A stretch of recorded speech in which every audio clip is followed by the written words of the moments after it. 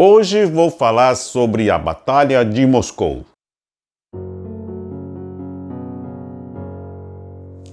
Olá, eu sou o Roberto Guo. Se você ainda não está inscrito no meu canal, inscreva-se agora, clique no sininho para receber notificações de novos vídeos, tá ok?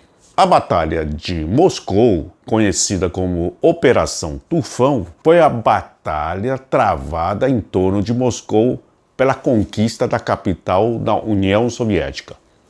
Como foi visto num outro vídeo anterior, sobre a Operação Barbarossa, que era a invasão da União Soviética, o grupo do centro, ou o grupo B, foi encarregado de tomar Moscou. No início da Operação Barbarossa, que foi a invasão da União Soviética, os alemães tiveram um sucesso estrondoso.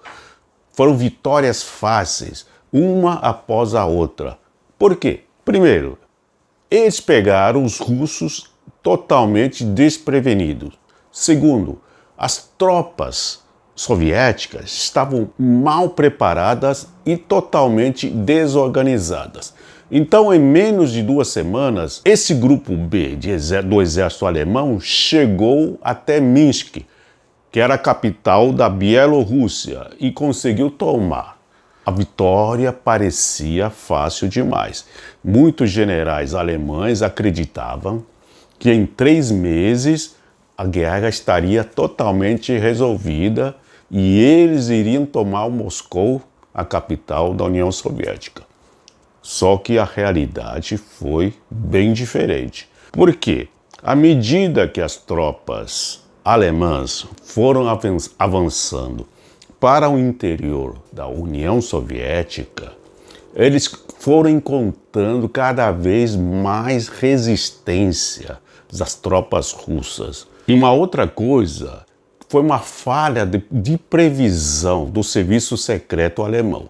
Eles tinham previsto que a Rússia, ou no caso a União Soviética toda, tinha em torno de 3,5 milhões de soldados. E na verdade, quando eles adentraram, eles descobriram que esse número era o dobro. Tinha mais de 7 milhões de soldados russos ou soviéticos.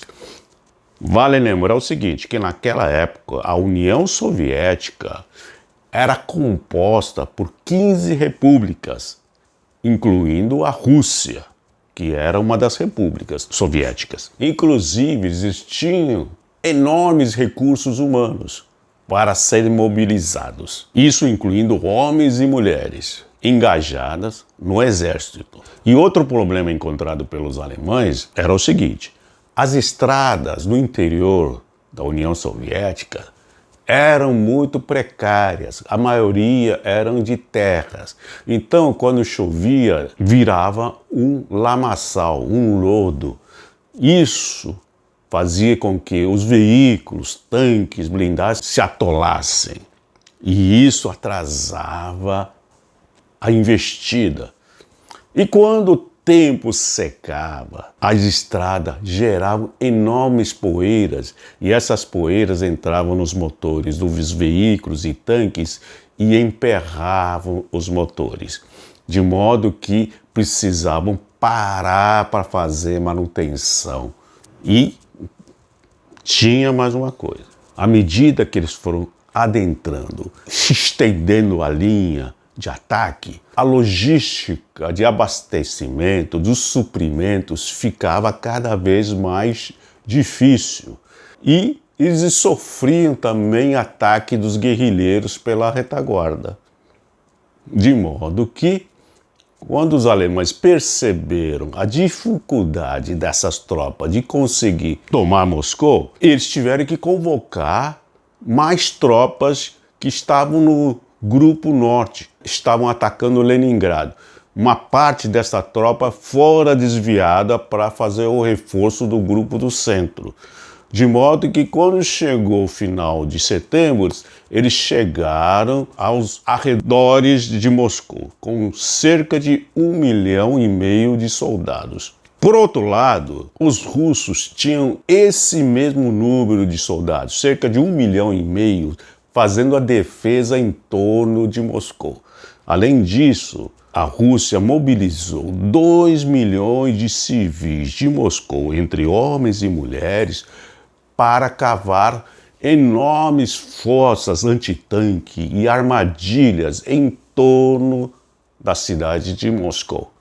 De modo que a vanguarda das tropas alemãs conseguiu chegar a cerca de 40 quilômetros do centro de Moscou. Dali para frente, eles foram barradas por uma força extraordinária de defesa e não conseguiram avançar mais. À medida que o tempo passava e chegando o inverno, lá pelos meados de novembro, começou a nevar e começou a esfriar. Isso gerou enormes problemas para as tropas alemãs. Muitos dizem que os alemães foram derrotados pelo general Inverno. Mas isso é uma inverdade. Por quê?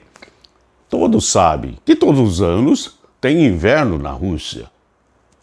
E por que eles foram surpreendidos pelo inverno? Vou explicar para vocês. Na verdade, os alemães foram derrotados pela própria soberba deles.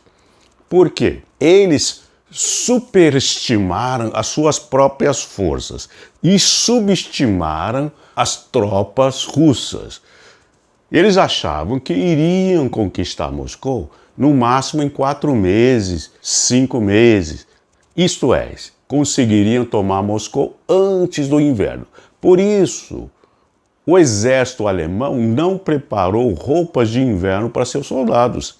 E quando começou a nevar, eles tiveram que confiscar casaco dos cidadãos russos, das aldeias, das cidades que eles conquistaram. E na própria Alemanha fizeram uma campanha nacional de doação de roupa de inverno para os soldados, porque não daria tempo de o exército fabricar essas roupas, nem tempo hábil. E especialmente naquele ano, o inverno foi super rigoroso, com temperatura chegando a menos 25 a até menos 30 graus centígrados.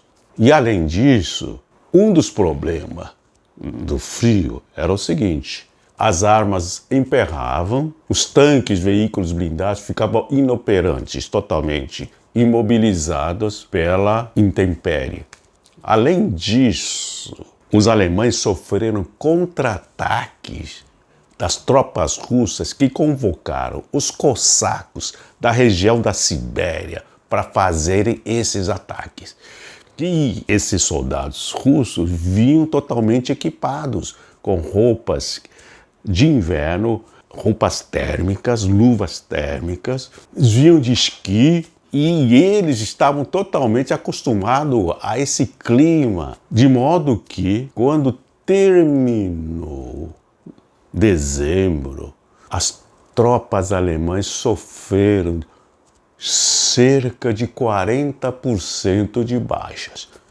Dos 1,5 milhão de soldados invasores, cerca de 600 mil soldados estavam mortos, feridos, desaparecidos ou capturados, sendo que 70% dos feridos eram devido ao frio.